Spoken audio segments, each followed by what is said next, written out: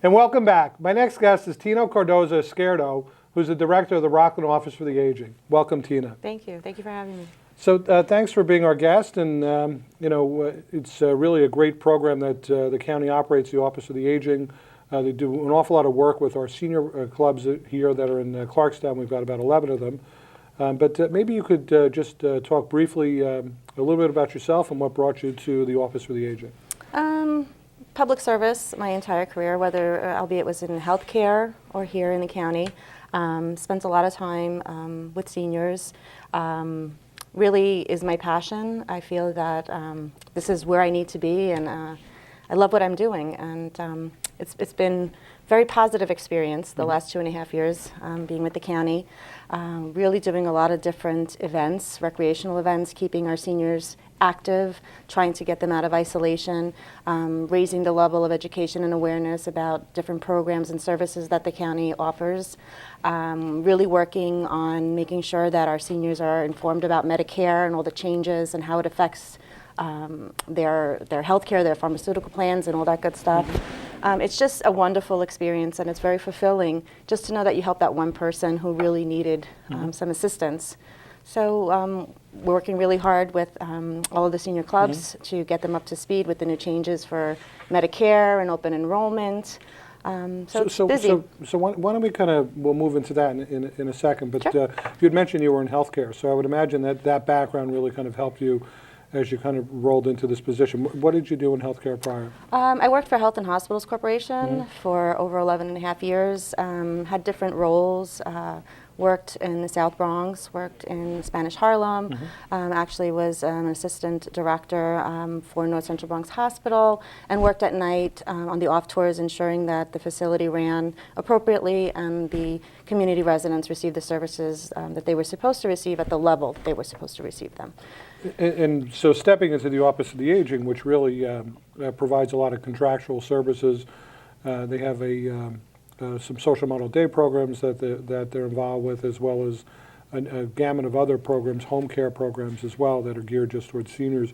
Maybe you could speak just a little bit about some of the programs, the main programs that the Office of the Aging is responsible for and that you're involved with administering. Sure. The 60 and over population is continuing to grow each and every day. We're aging in place. And one of the things that we see that is really a need, and we're working to grow this program, is the expanded in-home services program for the elderly, which provides home aid assistance for personal care. We're seeing more and more that people are staying in their homes. They're not transitioning to assisted living or skilled nursing care facilities. So it's really an opportunity for us to help seniors maintain their independence in their home where they feel comfortable with.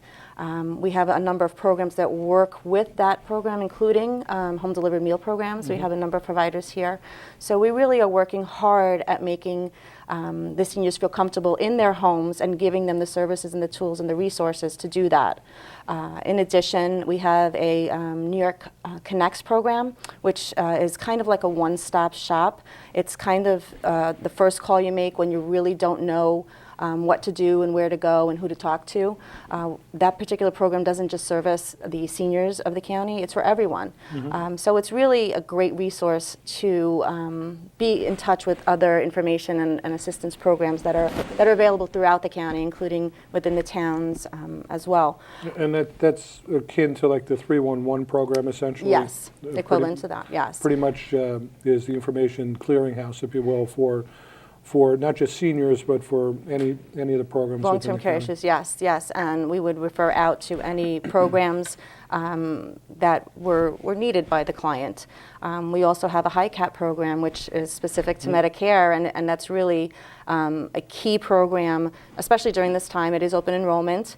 Open enrollment is a time for anyone who's on Medicare to make changes. We see that a lot of the seniors really don't understand what Medicare is. I still don't understand. Right. It's always looking up and finding out and doing some research for them. But it really helps them become much more aware of the choices that they can make, which better suits their lifestyle or any of the issues that are existing in their life. So maybe you could speak just a little bit to the open enrollment period. How long does that typically last, and what's really involved? I know Well, I have a number of seniors that will actually reach out to my office as it relates to questions that they have with Medicare all the time, and then our staff will work with them and then also refer them over to your staff. But maybe you could just speak a little more in depth about the open enrollment and what that looks like and what that means. So open enrollment runs from October 15th through December 7th. It's an opportunity for the seniors to make changes to their plans if they have traditional Medicare or if they have a Medigap plan. A great example of what's happening right now is Fidelis will no longer exist after December 31st. One of the most important things for any individual who has Fidelis, they need to know that if they don't pick another plan, they will automatically revert back to Medicare, and there's a significant cost that's associated with that if they were on a plan such as Fidelis. Right. So we really want to make sure that our seniors are aware of what's going on, how that will affect them, and what the net result is. Many of our seniors really rely on their pharmaceutical plan and the Advantage plan that they pick to sustain their standard of living, and it's really difficult if you have substantial increase in medical bills or pharmaceutical bills. So really this is an opportunity for seniors to get information, to understand how it works. There's one-on-one counseling available by appointment. We encourage everyone and anyone to come into the office. We have a number of staff who are certified as Medicare specialists who can handle each individual situation, and that's really the key. Everyone is unique. Not every plan fits every client. Right. Right. So that's why it's really important to have that one-on-one. And that's what's really important as well. Having talked with a couple of our seniors who have actually gone up to your office up in Pomona and to meet with folks throughout the years, since I've been supervisor the last 3 years, we've had opportunities to refer people up, and it's extraordinarily helpful because it can be awfully confusing for folks. Yes. And there are very many seniors that live alone. They may have family, but family not close by, and the ability to be able to reach out and have that one-on-one contact. It's a great service that you provide that I don't think a lot of people know about, but it's really great program that you offer. Thank you. Maybe you could also speak a little bit about your. There is a consumer-directed home care program for seniors as well that you guys also administer. Maybe you could speak a little bit about that. So that would be the ISIP program. That is state-funded, helps individuals who are homebound with personal care level issues, if they have difficulty in ambulating, difficulty in preparing food for themselves, difficulty in taking care of their personal hygiene. We don't have a waiting list right now, which everybody and anybody who needs help should call. We have a turnaround time for assessment of about 48 hours, barring it's not on the weekend. And we really are finding that so many people can benefit from this service, and we're just really trying to get the word out because no one really knows. Right. It's like we're the best kept secret. I felt that since I started this endeavor, and one of my missions has been to really get the word out and let people know that we're here. We're here to help. Right. They have somebody to turn to, even if they don't have somebody at home. So that's really what the purpose of the program is. And that program, essentially, they manage it themselves where they can hire an agency, or they can hire their own individuals that can come into their house as a home care aide to provide support services for them. And it's a wonderful program, but again, it's not all that well known. There are some criteria for eligibility, yes. Income levels as well. Income levels, yes.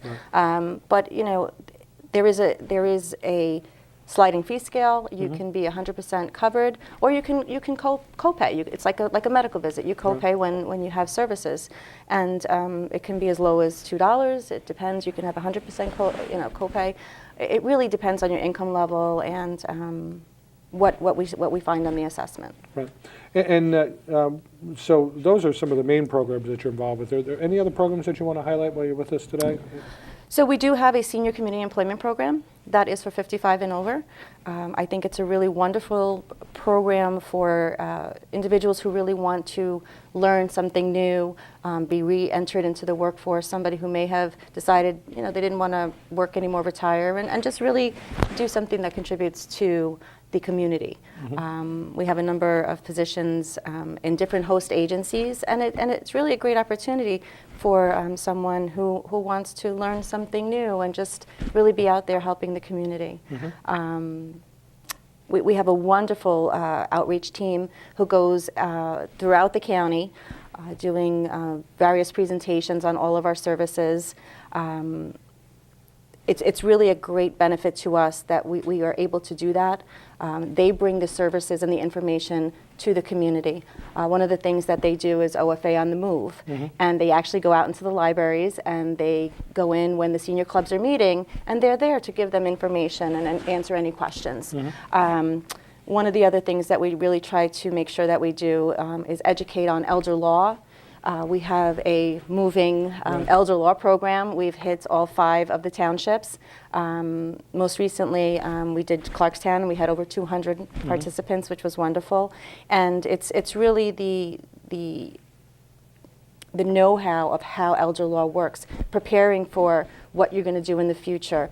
What is a will? What is a power of attorney? What is guardianship? And that's very confusing. Yes, it is. So we have a number of participants who donate their time to educate the seniors. So I think that's a wonderful partnership that we've created. We do have a Moving Forward newspaper that we try to get out to everybody and anybody who would like to have it.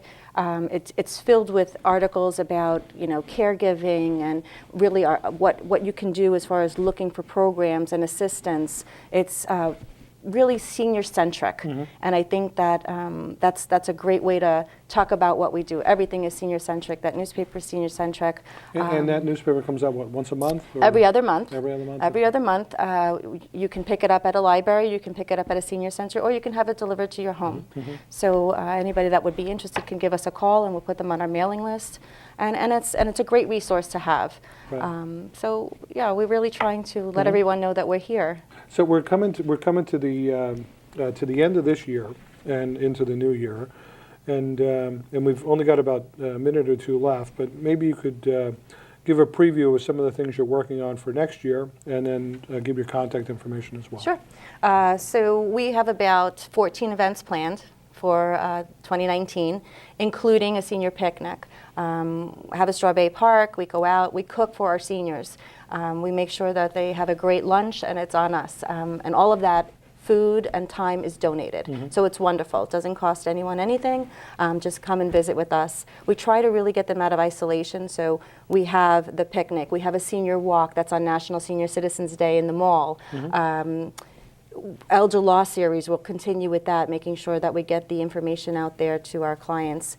And we really are focusing on emergency preparedness for seniors this year as well coming up, and we will have a larger scale event partnering with New York Connects program to bring information and awareness for seniors to be prepared for any emergency. I think quite often our senses are heightened when something is actually happening, and we kind of let that preparedness go by the wayside. So we really want to make sure that our seniors are able to appropriately react if there's a situation. So that's one of the bigger events that's coming this year, and we look forward to it. No, that's great. So I think you've really given just a thumbnail sketch, and I would encourage folks to be able to just reach out online or give a call. Maybe you could just give your contact information. Sure. So we can be reached by, we have a Facebook page, we have a Twitter page. We're on rockland.gov. They can click on the tab on aging. You can give us a call at 845-364-2100. 845-364-2100. You can stop by. We're open from 8 o'clock in the morning until 6 o'clock at night. So any way that anybody wants to reach out to us would be wonderful. We really want to let the seniors know that we're also there to advocate for them, and we are their voice. So if they have any issues, they can come to us and we can be of assistance. Well, speaking as somebody who spent 21 years in the not-for-profit world and working with the Office of the Aging for a big chunk of that time, you really kind of stepped in and took over for somebody who'd been there for a long period of time. But you've put your own unique stamp on the place, and thank you. There's a real vibrant energy that's coming out of your office. I hear it from our seniors in our senior clubs as they're getting information that's been shared from folks in your office. I know you've got a nice team there. You have Kerry Potter Kotecki, who's been an old hand in the county for such a young woman, been around for a long period of time, but I want to thank you for being such a great guest. Well, thank you so And- much for having me. And if you could just give your contact information one more time for the Office of the Sure. Aging. 845-364-2100. So again, Tina Cardoza Izquierdo, thank you so much for being a wonderful guest, and would encourage everybody to check out the Office for the Aging. And coming up will be Dennis Letson, our Director of the Department of Environmental Control. Please stay tuned. Thank you.